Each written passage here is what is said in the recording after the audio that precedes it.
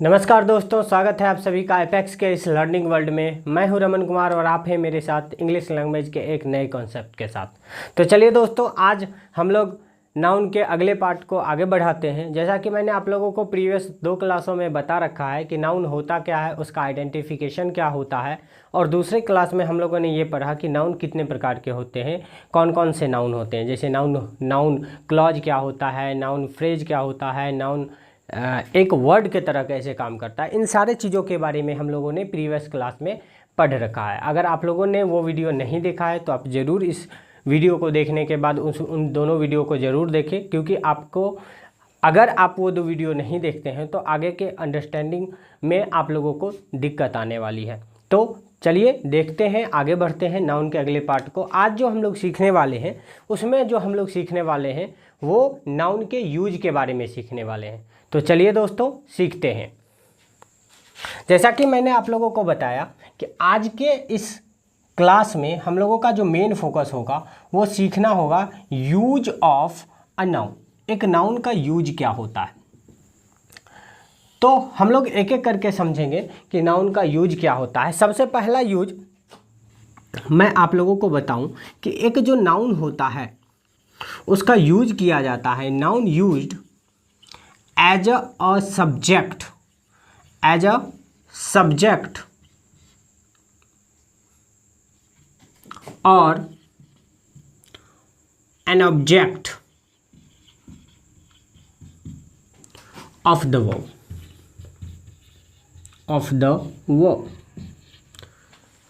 मतलब sir, noun का use सबसे पहले एक सेंटेंस में वर्ब के सब्जेक्ट के रूप में या नाउन के वर्ब के ऑब्जेक्ट के रूप में किया जाता है। सबसे पहला यूज नाउन का ये है कि कोई एक वर्ब होगा, उसका सब्जेक्ट जो होगा वो नाउन हो सकता है और उसी वर्ब का ऑब्जेक्ट जो होगा वो नाउन हो सकता है। तो चलिए सीखते हैं, एक एक करके हम लोग समझते हैं। सबसे पहले अगर आपको ये समझना है कि नाउन वर्ब का सब्जेक्ट के रूप में कैसे काम करता है या वर्ब जो नाउन है वो वर्ब के ऑब्जेक्ट के रूप में कैसे काम करता है, तो उससे को जानने के लिए सबसे पहले आपको एक छोटा सा बात जानना पड़ेगा कि सब्जेक्ट क्या होता है और ऑब्जेक्ट क्या होता है। इसके लिए हम लोग सीखेंगे छोटे से कॉन्सेप्ट के साथ, जिसको मैं बोलता हूँ सब्जेक्ट वर्ब एग्रीमेंट। ये आपका अलग से भी एक टॉपिक आता है, सब्जेक्ट वर्ब एग्रीमेंट, लेकिन ये कोई अलग से टॉपिक नहीं है। जब आप इंग्लिश लैंग्वेज को पढ़ोगे तो सब्जेक्ट वर्ब एग्रीमेंट इसके साथ साथ ही चलता है। ये अलग से पढ़ने का कोई टॉपिक है नहीं जो हम लोग अलग से पढ़ते हैं। खैर, अभी हम लोग जो सीखने वाले हैं वो सब्जेक्ट, ऑब्जेक्ट और वर्ब के बारे में जानने वाले हैं, और ये कहीं ना कहीं सब्जेक्ट वर्ब एग्रीमेंट से आता है। तो चलिए दोस्तों, अगर हम आपसे पूछें कि पूरे इंग्लिश लैंग्वेज में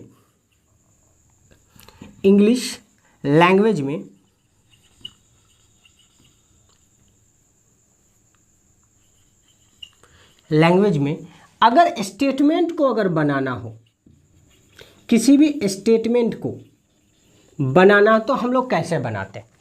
इंग्लिश लैंग्वेज के स्टेटमेंट को बनाना हो तो हम लोग कैसे बनाते हैं। अगर मैं आप लोगों से पूछूं तो आप बोलोगे कि सर इंग्लिश लैंग्वेज में जो भी स्टेटमेंट बनाए जाएंगे उसका मूल जो आधार होता है, मूल स्ट्रक्चर जो होता है वो 99% क्या होता है कि सर एक सेंटेंस का सब्जेक्ट होगा और उस सब्जेक्ट का वर्ब होगा और उस वर्ब का एक ऑब्जेक्ट के रूप में कोई वर्ड होगा। मतलब अगर एक सेंटेंस बनाना हो, एक स्टेटमेंट बनाना हो, तो उसके लिए हमको किन चीज़ों की ज़रूरत है, तो एक सब्जेक्ट की ज़रूरत है, एक ऑब्जेक्ट की ज़रूरत है और एक वर्ब का ज़रूरत है। ये 3 चीज़ों का ज़रूरत होता है, सब्जेक्ट, वर्ब और ऑब्जेक्ट का। मेरा जो इस टॉपिक में जो सीखना है कि ये जो सब्जेक्ट है और ये जो वर्ब ऑब्जेक्ट है, इस वर्ब का ही ये सब्जेक्ट है, इस वर्ब का ही ये ऑब्जेक्ट है, तो कैसे है, और ये सब्जेक्ट नाउन कैसे बन सकता है, ये नाउन के तरह कैसे यूज होगा, ये ऑब्जेक्ट भी नाउन के तरह कैसे यूज होगा। मेरा कहने का मतलब ये है कि इसमें ये जो वर्ब है, वर्ब का ये जो सब्जेक्ट है, ये सब्जेक्ट नाउन हो सकते हैं कि नहीं हो सकते हैं, इस वर्ब का जो ये ऑब्जेक्ट है ये वो नाउन हो सकते हैं कि नहीं होते हैं। तो चलिए समझते हैं अच्छे से। जैसा कि मैंने आप लोगों को प्रीवियस क्लास में बताया है कि पार्ट्स ऑफ स्पीच क्या होता है, उसमें मैंने आप लोगों को ये भी बताया है कि वर्ब किसे कहते हैं। अगर आपको याद हो तो well and good, good. Otherwise अगर अभी तक आप वो वीडियो नहीं देखे हैं तो जाके ज़रूर देखें कि पार्ट्स ऑफ स्पीच होते क्या हैं। मैंने इस चैनल पे इंग्लिश लैंग्वेज का जो बेसिक फंडामेंटल कॉन्सेप्ट्स हैं वो आप लोगों के लिए वीडियो बना के रखा है। आप जाइए और उन सारे वीडियो को ज़रूर देखिए, क्योंकि अगर आप लोगों को इंग्लिश लैंग्वेज को समझना है तो सबसे पहले आपको इंग्लिश लैंग्वेज के फंडामेंटल्स को जानना पड़ेगा। बेसिक इन्फॉर्मेशन आपके पास होनी चाहिए, तब जाकर के आप बड़े बड़े कॉन्सेप्ट को बिल्कुल ही आसानी से समझ सकते हो। तो आज जो मैं आप लोगों को बता रहा हूँ वो बता रहा हूँ कि नाउन का यूज क्या है, लेकिन उसमें देखिए वर्ब क्या होता है, सब्जेक्ट और ऑब्जेक्ट क्या होता है, इन सारी चीज़ों को समझना। आगे चल के मैं आप लोगों को जब प्रोनाउन टॉपिक पढ़ाऊंगा तो वहाँ भी ये कॉन्सेप्ट आएगा कि सब्जेक्ट के और ऑब्जेक्ट के रूप में कैसे प्रोनाउन यूज होते हैं। तो अभी आप लोग थोड़ा ध्यान से देखिएगा। मैं आपसे पूछूं कि वर्ब किसे कहते हैं, तो पार्ट्स ऑफ स्पीच के कॉन्सेप्ट में मैंने आप लोगों को बताया था कि वर्ब वो है जो किसी समय को बताए, वर्ब जो किसी एक्शन को बताए, पोजीशन को बताए, हैपनिंग को बताए, इमेजिनेशन को बताए। वर्ब जो किसी भी चीज़ को बता देता है उसे हम लोग वर्ब करते हैं। With the help of verb we can show everything, मतलब सभी चीज़ों को हम लोग बताते हैं, क्योंकि वर्ब के बिना एक स्टेटमेंट बना पाना संभव ही नहीं है। अगर कोई स्टेटमेंट है तो उसमें वर्ब जरूर यूज होगा और उस स्टेटमेंट को कंप्लीट करने के लिए वर्ब की ज़रूरत होगा। अगर वर्ब अभी आपसे पूछूं कि सर इस कॉन्सेप्ट के अंदर वर्ब का डेफिनेशन क्या रखा जाए, तो वर्ब जो एक्शन को बताए, किसको बताए सर, एक्शन को बताए, एक एक्शन को बताने वाला वर्ड क्या कहलाता है, वर्ब कहलाता है। अगर बात किया जाए पोजीशन को बताने वाला वर्ड क्या कहलाता है सर, सेंटेंस में वर्ब कहलाता है। अगर बात किया जाए सर हैपनिंग को बताने वाला वर्ड क्या कहलाता है, वर्ब कहलाता है। तो मुझे उम्मीद है कि अगर कोई आपसे पूछे वर्ब किसे कहते हैं, तो जो एक्शन को बता दे, जो पोजीशन को बता दे और जो हैपनिंग को बता दे उसे ही वर्ब कहते हैं।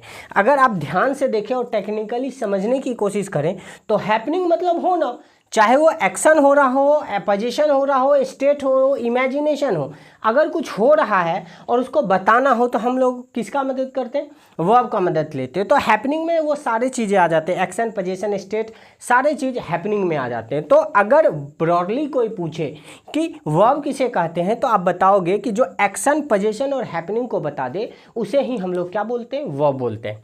अब बात आता है कि इस वर्ब का ही ये क्या है, सब्जेक्ट है, और इसी वर्ब का ये ऑब्जेक्ट है। तो सब्जेक्ट क्या होता है, जनरली अगर आपसे पूछा जाता है कि वर्ब होता क्या है तो आप लोग बताते हो, स्टूडेंट्स लोग बताते हैं कि वर्ब जो किसी काम के होने का बोध कराए, मतलब वर्ब उसे कहते हैं जो किसी काम को बताए।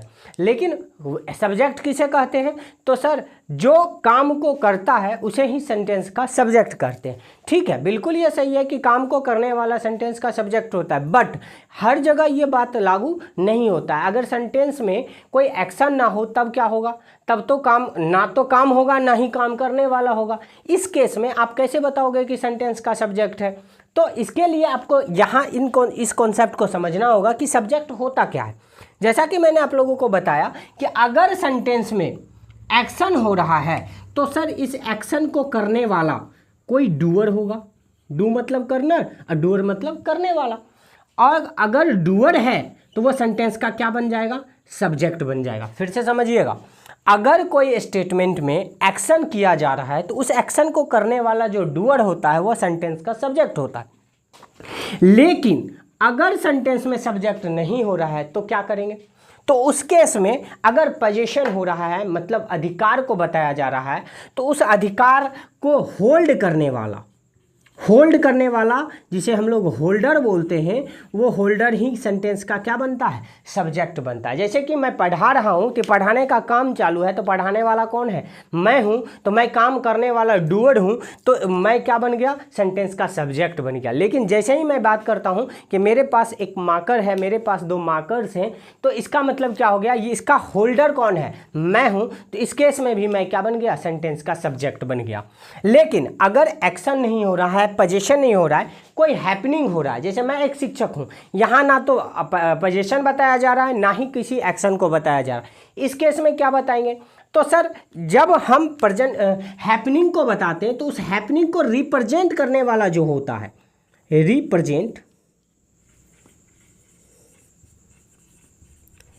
रिप्रेजेंट करने वाला जो रिप्रेजेंटेटिव होता है वह सेंटेंस का क्या बनता है, सब्जेक्ट बनता है। मुझे उम्मीद है कि आप लोगों को समझ में आ गया होगा क्या कि वर्ब जब एक्शन रहेगा तो एक्शन को करने वाला डूअर सेंटेंस का सब्जेक्ट होगा। अगर एक्शन ना बताकर पोजीशन बताएगा तो पोजीशन को होल्ड करने वाला होल्डर सेंटेंस का सब्जेक्ट बनेगा। और अगर वर्ब में हैपनिंग को बताया जा रहा है तो इस हैपनिंग को रिप्रेजेंट करने वाला रिप्रेजेंटेटिव सेंटेंस का क्या बनेगा, सब्जेक्ट बनेगा। तो उम्मीद करता हूं कि आप लोगों को ये समझ में आ गया होगा कि अगर सेंटेंस में सब्जेक्ट को पता करना हो तो कैसे किया जाता है। अब चलिए जानते हैं कि ऑब्जेक्ट क्या होता है। वर्ब का सब्जेक्ट भी होता है, वर्ब का ही ऑब्जेक्ट होता है। ऑब्जेक्ट क्या होता है, ध्यान से समझिएगा। अगर हम वर्ब को एक्सप्लेन करते हैं, अगर हम किसी भी वर्ब को एक्सप्लेन कर देते हैं तो उसका एक्सप्लेनेशन ही ऑब्जेक्ट होता है। मतलब ध्यान से समझिएगा, मैंने बोला the explanation of the verb, the explanation of the verb is called object, an object।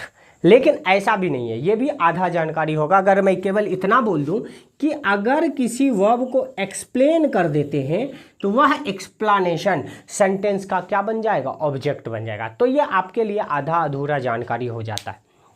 तो पूरा क्या जानकारी है, जनरली आप देखोगे जिस तरह से नाउन या प्रोनाउन को जो एक्सप्लेन करता है वह सेंटेंस का एडजेक्टिव बनता है। लेकिन जब वर्ब को एक्सप्लेन किया जाता है तो सेंटेंस में दो पार्ट्स ऑफ स्पीच निकल के आते हैं। क्या निकल के आते हैं, पार्ट्स ऑफ स्पीच छोड़ते हैं, दो चीज निकल के आते हैं। पहला क्या आता है सर, पहला आता है कि वो सेंटेंस का ऑब्जेक्ट बनेगा, और दूसरा क्या हो सकता है सर, वो सेंटेंस का एडवर्ब बनेगा। फिर से सुनिएगा, मैंने क्या बोला कि अगर सेंटेंस में वर्ब का एक्सप्लेनेशन कोई वर्ड दे रहा है तो वह सेंटेंस में दो चीज बन सकते हैं, या तो वह उस वर्ब का ऑब्जेक्ट बन जाएगा या फिर उस वर्ब का वो एडवर्ब बन जाएगा। अब कंफ्यूजन ये है कि ऑब्जेक्ट कैसे बनेगा, कब बनेगा, कब मुझे पता चलेगा कि ये वर्ब का ये ऑब्जेक्ट की तरह काम कर रहा है, या फिर कब पता चलेगा कि यह वर्ब का ये एडवर्ब की तरह काम कर रहा है, इस वर्ब का ये एक्स्ट्रा इन्फॉर्मेशन है और ये एडवर्ब की तरह काम कर रहा है। तो इसके लिए आपको समझना होगा, क्या समझना होगा, आइडेंटिफिकेशन ऑफ नाउन। मैंने बता रखा है आप लोगों को कि नाउन को पता करना है तो वो सेंटेंस में व्हाट, हु और हुम का रिप्लाई होता है।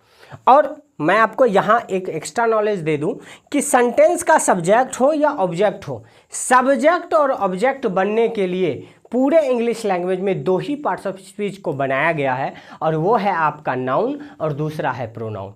मतलब सेंटेंस में सब्जेक्ट या ऑब्जेक्ट है तो वो या तो नाउन होगा नहीं तो प्रोनाउन होगा। तो मैंने आपको आइडेंटिफिकेशन ऑफ नाउन में बताया है कि सेंटेंस में नाउन कैसे पता करना है, और मैंने ये भी बताया है कि ऑब्जेक्ट हो या सब्जेक्ट हो पता कैसे काम करता है नाउन। नाउन जब हु का रिप्लाई होता है तो सब्जेक्ट का काम करता है, हु व्हाट का रिप्लाई होता है तो सब्जेक्ट का काम करता है, और मैंने ये भी बताया था कि हुम का रिप्लाई हो तो ऑब्जेक्ट का काम करता है, व्हाट का रिप्लाई हो तो ऑब्जेक्ट का काम करता है। अगर आप लोगों ने वो भी नहीं देखा है आइडेंटिफिकेशन ऑफ नाउन तो आप लोग इसी चैनल पे वीडियो डाला है, आप जाकर के ज़रूर देखिए, क्योंकि वहाँ से आपको समझ में आएगा कि नाउन होता क्या है और असली पहचान क्या है। आखिर सेंटेंस में पहचाना कैसे जाता है नाउन को, क्योंकि केवल नाउन को समझने से आप लोगों को समझ में नहीं आएगा। डेफिनेशन याद करने से नाउन को का क्वेश्चन आप एग्जाम में नहीं बना के आ सकते हो। इसके लिए आपको क्या करना पड़ेगा, सबसे पहले आइडेंटिफिकेशन ऑफ नाउन को समझना पड़ेगा। तो चलिए देखते हैं। सबसे पहले हम लोग जो सीखने वाले हैं वो सीखने वाले हैं कि ऑब्जेक्ट का कैसे पहचान किया जाए। तो मैंने आप लोगों को बताया कि अगर कोई सेंटेंस में वर्ब का एक्सप्लेनेशन ऑब्जेक्ट बनेगा तो उसके लिए वो रिप्लाई देगा। क्या चीज़ का रिप्लाई देगा सर? वो रिप्लाई देगा व्हाट का या फिर हुम का। मतलब कि अगर वो सेंटेंस में वर्ब का ऑब्जेक्ट बनता है तो या तो वो व्हाट का रिप्लाई देगा नहीं तो हुम का रिप्लाई देगा। अगर बात किया जाए एडवर्ब कब बनेगा तो मैं आपको बता दूं कि ये हमेशा रिप्लाई देगा हु का सॉरी व्हेन का, वेयर का, हाउ का, वाई का, इस तरह से हाउ मच का, हाउ मेनी का, इस तरह का वर्डों का या रिप्लाई देता है तो वो एडवर्ब कहलाएगा।